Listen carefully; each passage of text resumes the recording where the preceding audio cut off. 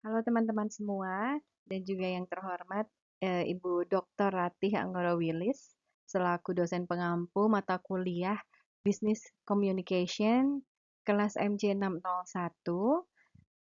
Perkenalkan, saya Nindya Ganes Mustika Ningtyas dengan NIM 24020101164.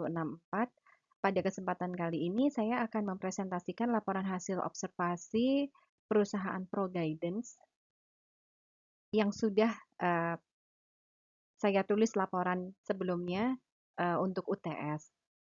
Mohon izin. Baik, pada laporan kali ini akan terdiri dari profil singkat perusahaan, struktur organisasi, gambaran pola komunikasi, hasil analisa, kesimpulan saran, dan lampiran. Persis seperti dari laporan yang sebelumnya. Baik, kita masuk ke profil singkat perusahaan. Pro Guidance atau di bawah naungan PT Bali Dwinata adalah konsultan bisnis yang didirikan akhir 2021 oleh sahabat saya, Anastasia Kuraiva, di tengah pemulihan ekonomi uh, setelah pandemi COVID-19. Nah, berdasarkan hasil wawancara saya dengan beliau, perusahaan ini lahir dari pengamatan terhadap semakin besarnya kebutuhan akan pendampingan bisnis dan manajemen pendidikan di Indonesia, khususnya di Bali. Pada saat yang sama, Indonesia semakin terbuka terhadap investasi, termasuk penanaman modal asing atau PMA, sehingga banyak investor asing maupun lokal yang tertarik mengembangkan usaha di sektor pendidikan. Namun, tingginya minat investasi tidak selalu diikuti dengan pemahaman yang memadai mengenai regulasi, perizinan, dan mekanisme bisnis yang berlaku di Indonesia.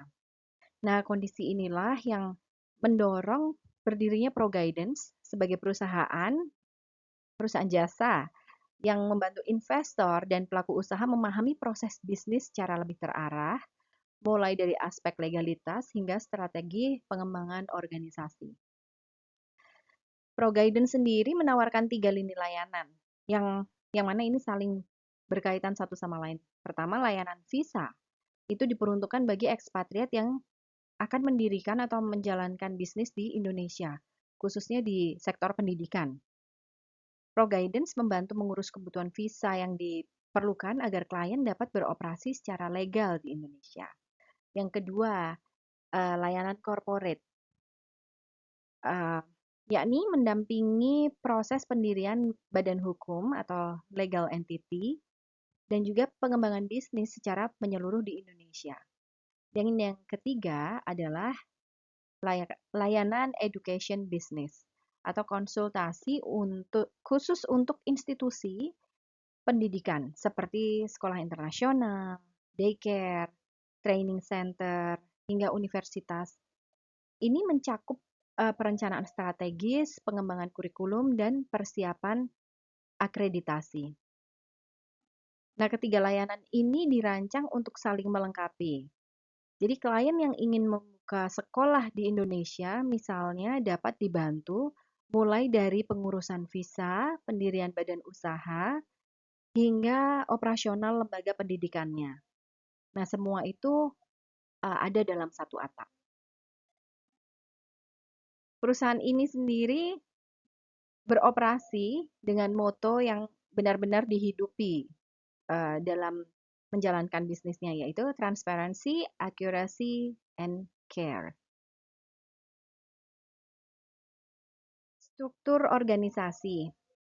ProGuidance memiliki struktur organisasi yang ramping dan efisien, mencerminkan karakteristik perusahaan konsultan yang mengutamakan kelincahan dan komunikasi langsung antar anggota tim. Secara legal, perusahaan dipimpin oleh Anastasia Kuraiva sebagai direktur sekaligus CEO dengan seorang partner yang menjabat sebagai komisaris. Nah, di bawah jajaran pimpinan terdapat sebetulnya beberapa asisten CEO, general manager, begitu ya, yang menangani 4 fungsi sekaligus, yakni penjadwalan, keuangan, administrasi legal, dan koordinasi junior advisor.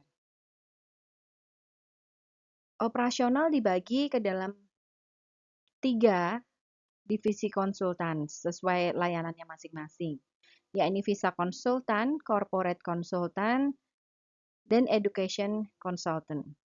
Masing-masing divisi ditangani oleh junior advisor yang bekerja langsung dengan klien. Nah, dari sudut pandang komunikasi organisasi, struktur yang cenderung datar atau flat organization ini memberikan keuntungan berupa kemudahan pertukaran informasi dan kedekatan antara pimpinan dengan anggota tim. Hal ini sejalan dengan karakteristik perusahaan konsultan yang membutuhkan kolaborasi, fleksibilitas, dan kecepatan dalam memberikan solusi kepada klien. Gambaran pola komunikasi. Pola komunikasi di ProGuidance bersifat campuran, memadukan pendekatan formal dan informal secara seimbang. Nah, ini merupakan strategi yang disengaja untuk menjaga profesionalisme sekaligus membangun kedekatan dalam tim. Komunikasi formal diwujudkan melalui pelaksanaan weekly meeting yang dilakukan secara rutin dan selalu didokumentasikan dalam bentuk notulen. Selain itu, perusahaan juga menggunakan email untuk korespondensi resmi dengan pihak eksternal, serta melaksanakan evaluasi kinerja melalui one-on-one meeting dan appraisal secara berkala. Pola komunikasi formal ini berperan penting dalam menjaga akuntabilitas, kejelasan informasi, serta kesinambungan tindak lanjut dari setiap keputusan yang telah diambil.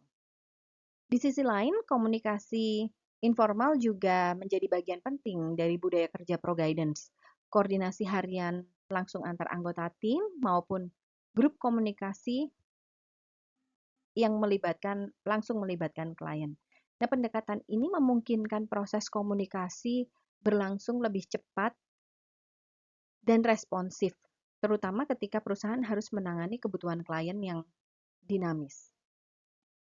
Untuk mendukung proses komunikasi dan kolaborasi kerja, ProGuidance memanfaatkan berbagai media seperti WhatsApp, email, Google Drive, serta Cycle App yang saat ini masih dalam tahap uji coba.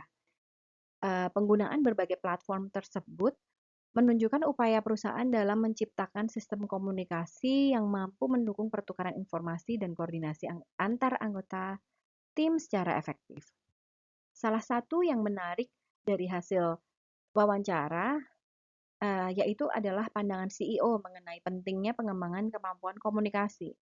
Menurut CEO, kemampuan komunikasi tidak dapat dianggap sebagai keterampilan yang berkembang secara otomatis. Oleh karena itu, perusahaan tetap memberikan communication training kepada seluruh anggota tim, termasuk mereka yang telah memiliki kemampuan bahasa Inggris yang baik. Karena CEO-nya itu sendiri atau Anastasia itu menegaskan bahwa no good communication just happens. It takes training. Pernyataan tersebut menunjukkan bahwa ProGuidance memandang komunikasi sebagai kompetensi profesional yang harus terus dikembangkan dalam industri konsultasi yang sangat bergantung pada interaksi dengan klien, terutama klien dari berbagai negara. Kemampuan menyampaikan informasi secara jelas, membangun pemahaman bersama, dan menjaga hubungan profesional menjadi faktor penting yang mendukung kualitas layanan perusahaan. Hasil analisa berdasarkan wawancara yang pertama dari gaya kepemimpinan. Anastasia Kuraeva sebagai CEO, beliau menerapkan gaya kepemimpinan situasional. Untuk keputusan-keputusan besar, ia cenderung mengambil keputusan sendiri. Namun untuk urusan operasional sehari-hari, tim tetap dilibatkan dalam diskusi bersama-sama. Secara umum, dia menggambarkan gaya kepemimpinannya sebagai professional but relaxed, memberikan kepercayaan penuh kepada tim selama tidak ada kendala dalam penanganan klien. Evaluasi karyawan dilakukan secara profesional melalui sesi one-on-one maupun appraisal berkala. Kemudian yang kedua, yaitu tipe karyawan. Berdasarkan penjelasan dari CEO, sebagian besar karyawan pro-guidance memiliki karakteristik yang sesuai dengan teori Y dari Douglas McGregor. Karyawan dinilai mampu bekerja secara mandiri, memiliki inisiatif serta bertanggung jawab terhadap tugas yang diberikan. Meskipun dalam kondisi tertentu mereka masih memerlukan arahan. Secara umum perusahaan tidak menerapkan pengawasan yang berlebihan terhadap aktivitas kerja karyawan. Karakter tersebut sangat mendukung kebutuhan perusahaan konsultan yang mengharuskan setiap anggota tim mampu berpikir kritis, beradaptasi dengan berbagai kebutuhan klien, dan menyelesaikan permasalahan secara mandiri. Kemudian hasil analisa yang berikutnya yang nomor 3 yaitu strategi motivasi. Dalam memotivasi karyawan, Pro-Guidance tidak hanya mengandalkan bonus atau penghargaan financial. CEO-nya itu juga menekankan pentingnya apresiasi verbal sebagai bentuk pengakuan terhadap kontribusi karyawan. Menurut pengamatan dari CEO sendiri ini, budaya kerja yang masih dipengaruhi oleh hierarki seringkali membuat apresiasi diberikan secara terbatas. Padahal karyawan muda umumnya itu masih membutuhkan pengakuan atas usaha yang mereka lakukan. Nah, oleh karena itu CEO dari ProGuidance secara aktif memastikan bahwa setiap anggota tim mengetahui bahwa pekerjaan mereka dihargai dan memberikan kontribusi bagi perusahaan.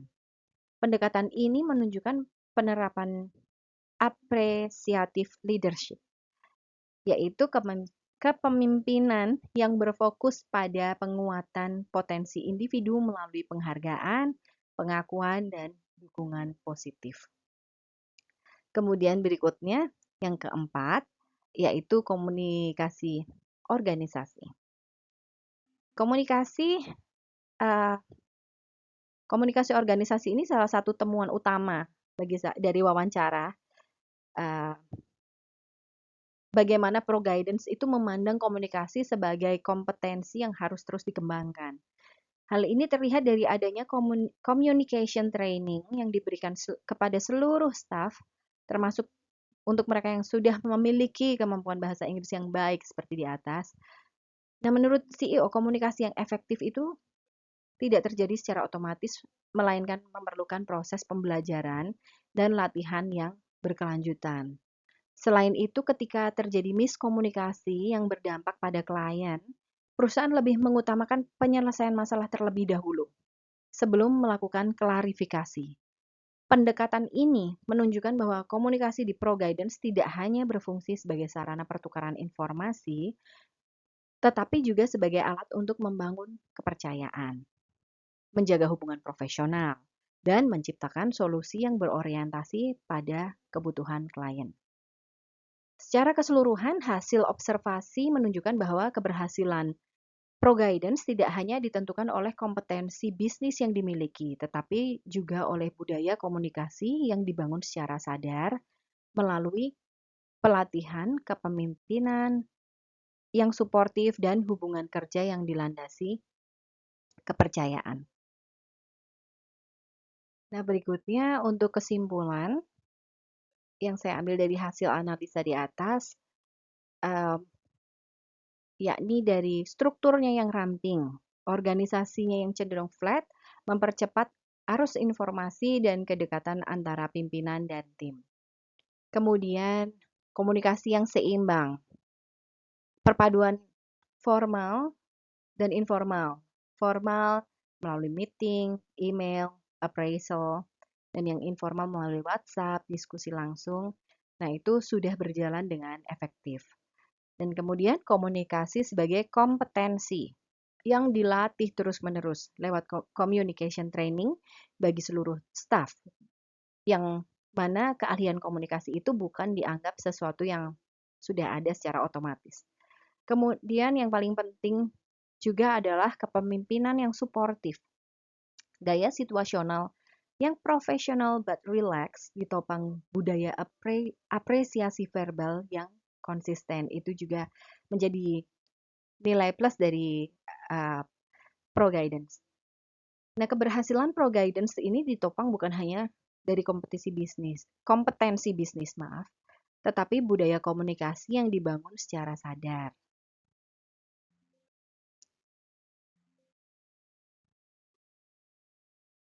Untuk saran yang dapat saya berikan, yang pertama, Pro Guidance itu dapat mempercepat implementasi platform komunikasi yang terintegrasi agar proses koordinasi dan penyimpanan informasi itu dapat dilakukan secara lebih terpusat. Yang kedua, perusahaan dapat menyusun standar operasional, prosedur atau SOP, komunikasi yang lebih terdokumentasi untuk mengurangi potensi miskomunikasi dalam penanganan klien.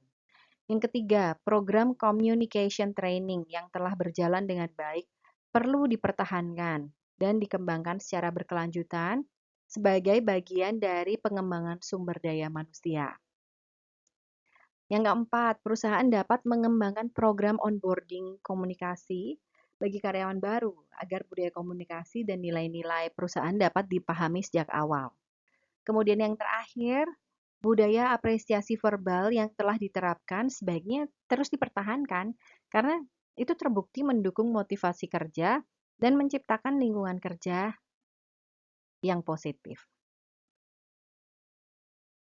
Baik, sekian presentasi dari saya pada kesempatan kali ini. Terima kasih atas kesempatannya dan mohon apabila ada kesalahan dalam saya menyampaikan, mohon dimaafkan dan mohon dikoreksi. Terima kasih.